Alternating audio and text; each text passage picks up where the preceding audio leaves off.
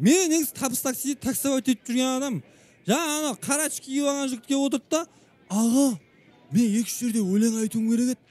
Ақшаңызды ренжітпеймін деді. Қарасам, анау атақты әнші Қайсар Бектас деген. Машинасы бұзылып қапты. Ойбай болды деп бастым сонымен.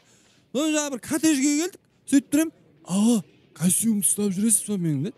Болды деп ішіне қарай кірдік. Кірсек іші ойбай көк түтін.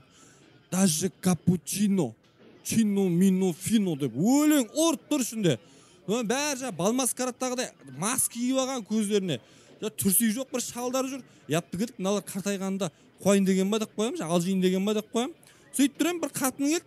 Здравствуйте, меня зовут Чинар или просто Чайка деді. Сонымен Қайсар екеуі сөзге келіп қалды. Мен мынадай жерде өлең айтпаймын, жайма сендердікі. Мен ана туралы өлең айтатын адам. Мыналарың не деп?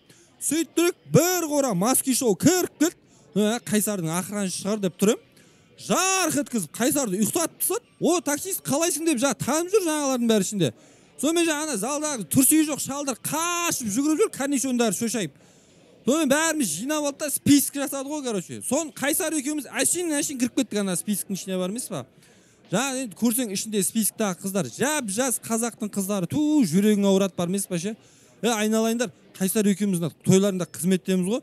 Ана списоктарына шығара салыңдар ше. Әшейін кіріп кеттік, екеуміз әшейін өлең айтуға келгенбіз мына жерге бар емес па?